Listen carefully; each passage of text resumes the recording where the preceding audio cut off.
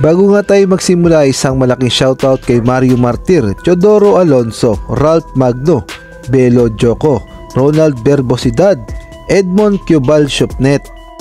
At nais ko na rin i-promote ang aking Pinoy Viral Sports membership. Kung inyo nga makikita ang join, maaari nyo nga yung pindutin. At once na nagpa-member kayo ay automatic kayo sa mga future benefits at gain na rin priority kayo sa mga shoutout. Hanggang ngayon nga ay pinagtatalunan pa rin kung sino nga ba talaga ang karapat-dapat na maging naturalized player ng Gilas Pilipinas, partikular na sa nalalapit na Olympic qualifiers sa July. Marami kasi ang nagsasabi na dapat daw si Jordan Clarkson at sa kabilang panig naman ay mas deserve daw talaga ni Justin Brownlee. At kahit nga ang mga coach ng Gilas Pilipinas ay magkasalungat ang paniniwala, kagaya na lamang ni Coach Tim Cone at ni Coach Chot Reyes na parehong humawak sa Gilas Pilipinas at pareho din ang kanilang gusto. Si Coach Chot Reyes kasi ay mas gusto si Jordan Clarkson, samantalang si Coach Tim Cone naman ay mas gusto si Justin Brownlee. At unahin na nga natin itong si Coach Chot Reyes na alam naman natin na si Jordan Clarkson nga ang pinili na maging naturalized player noong 2023 FIBA World Cup na ginanap dito sa Pilipinas.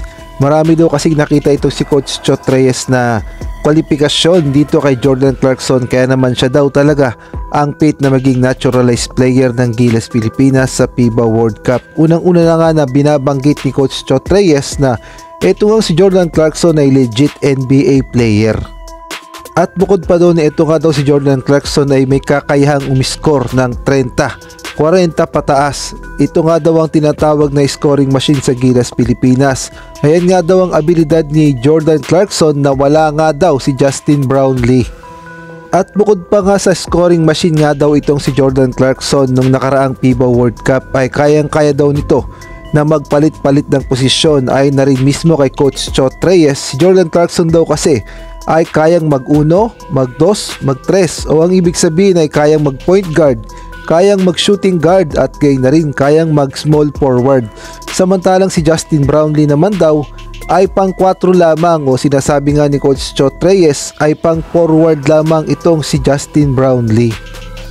Kaya naman nung sumapit na nga ang FIBA World Cup ay maganda naman ang performance ni Jordan Clarkson, kaya lang ang problema, yung mga local player naman natin ay masyadong na starstruck dito kay Jordan Clarkson, kaya naman lahat na lang ng puntos ay nanggaling kay Jordan Clarkson at kakaunti lamang ang naiambag ng mga local players.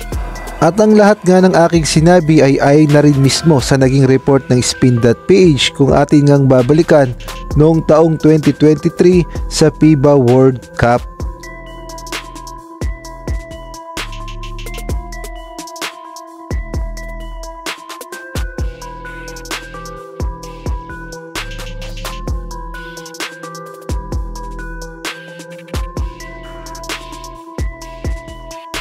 At kung si Coach Tim Cone naman ang tatanungin ay mas pipiliin niya talaga si Justin Brownlee at pinili niya nga para naman sa paparating na Olympic qualifiers sa July. Malaki kasi ang tiwala ni Coach Tim Cone kay Justin Brownlee dahil alam naman nating lahat 2016 pa lang ay magkasama na si Coach Tim Cone at si Justin Brownlee at marami na ngang beses pinatunayan ni Justin Brownlee na karapat dapat siyang maging import ng Barangay Ginebra at pinatunayan din ni Justin Brownlee na kayang-kaya niya rin maging naturalized player ng Gilas Pilipinas, kagaya na lamang nung ginawa niya noong SEA Games sa Cambodia kung saan nakuha nga ng Pilipinas ang gintong medalya at gaya na rin yung Asian Games sa China kung saan nakuha din ng Pilipinas ang gintong medalya sa pangunguna nga ni Justin Brownlee.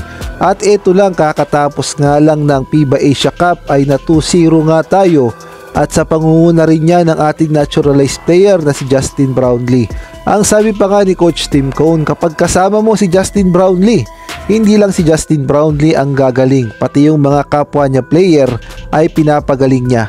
Ang sistema kasi ni Justin Brownlee ay hindi siya nagsosolo, kumbaga ibinibigay niya yung puntos sa kanyang mga kapwa players. Kumbaga binibigyan niya ng confident yung mga kapwa niya players at hindi lang siya yung nagpapa-superstar o hindi niya lang sinosolo yung bola o hindi niya lang sinosolo yung score. Kumbaga si Justin Brownlee ay nagbibigay siya ng opportunity sa kanyang mga kapwa player na gumaling din at masasabi nating Kung sa skuran lang naman ang pag-uusapan, kaya din sigurong pumunto si Justin Brownlee ng 30-40 at pinatunayan na yan ni Justin Brownlee sa Asian Games. At bukod pa doon, buo ang loob ni Justin Brownlee at wala ngang kadaga-daga kapag mga crucial match. Ayan nga ang maaasahan natin kay Justin Brownlee.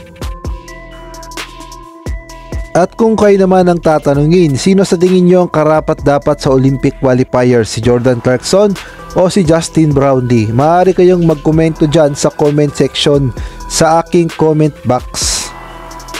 Sa ibang balita naman, ang dating ang head coach ng Australia national team na si Coach Brian Goorjian, na alam naman nating lahat na naging coach din ng Bay Area Dragons, tapos nakalaban pa nga nila yung Barangay Ginebra sa Commissioner's Cup Finals, ay meron niyang matinding sinabi sa Gilas Pilipinas at kay na rin kay Coach Tim Cone. Sinabi kasi ni Coach Brian Goorjian na napakaganda raw talaga ng lineup ngayon ng Gilas Pilipinas dahil mga batang players, at sinabihan niya rin na si Coach Tim Cone daw ay perfect at matalinong coach, kaya naman bagay na bagay daw sa sistema ng Gilas Pilipinas. Kaya naman pakinggan natin ang buong sinabi ni Coach Brian Goorjian.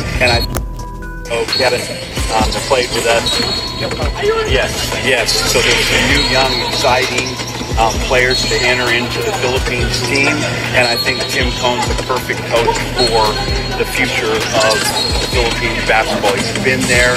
He knows the system. He knows the players. He's respected, and he's smart and knowledgeable. So again, I'm with Australia. I want to win a medal at those Olympics, but I also I love seeing this region getting better. I'm excited about what's going on in Japan, and I think Tim Cone's hiring is really big for the Philippines.